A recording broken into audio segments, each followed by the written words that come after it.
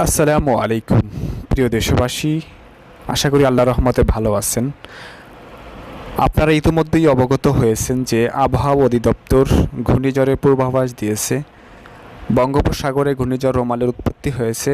ঘূর্ণিঝড়ের ক্ষয়ক্ষতি থেকে বাঁচতে ঘূর্ণিঝড়ের পূর্বে আমাদের করণীয়, পরিবার পরিজন সহ আশ্রয় কেন্দ্রে চলে আসুন।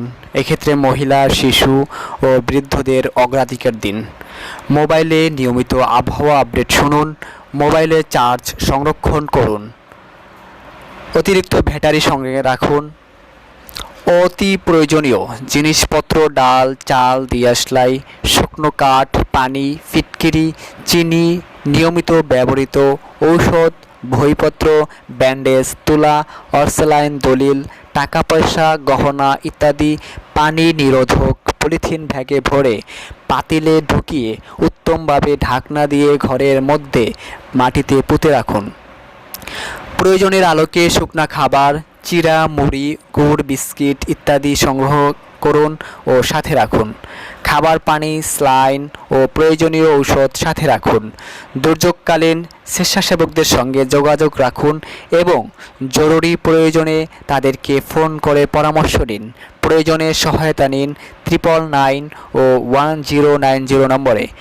আপনার গৃহপালিত গবাদি পশু ও হাঁস মুরগি নিকটস্থ উঁচু বাঁধে অথবা উঁচু স্থানে রাখুন। কোনো অবস্থাতেই বেঁধে রাখবেন না। কোনো উঁচু জায়গা না থাকলে ছেড়ে দিন, বাঁচার চেষ্টা করতে দিন। টিউবওয়েলের মাথা খুলে পৃথকভাবে সংরক্ষণ করুন এবং টিউবওয়েলের খোলা মুখ পলিথিন দিয়ে ভালোভাবে আটকে রাখুন যাতে লবণাক্ত বা ময়লা পানি টিউবওয়েলের মধ্যে প্রবেশ করতে না পারে।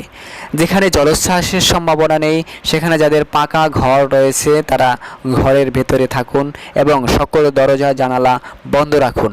সকল বিদ্যুৎ ও গ্যাসের লাইন বন্ধ করুন।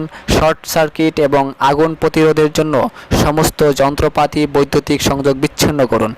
ছাইয়ের স্তূপে আগুন সম্পূর্ণ নেভানো হয়েছে কিনা তা ভালোভাবে লক্ষ্য করা দরকার, কারণ ধমকা বাতাস থেকে আগুনজনিত দুর্ঘটনা ঘটতে পারে। ঝড় কিছুটা কমলেই ঘর থেকে বের হবেন না, কেননা আরও প্রবল বেগে অন্য দিক থেকে ঝড় আসার বেশ সম্ভাবনা থাকে। সবাই মিলে ধৈর্যের সাথে একে অপরকে সহযোগিতার মধ্য দিয়ে পরিস্থিতি অতিবাহিত করুন।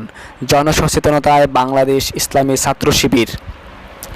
আল্লাহ রাব্বুল আলামিনের কাছে ফরিয়াদ, আল্লাহ তাআলা যেন আমাদের এই প্রাকৃতিক দুর্যোগ থেকে রক্ষা করেন এবং সকল প্রকার ক্ষয়ক্ষতি থেকে আমাদেরকে হেফাজত করেন। আল্লাহ হাফেজ। আসসালামু আলাইকুম ওয়া রাহমাতুল্লাহি ওয়া বারাকাতুহু।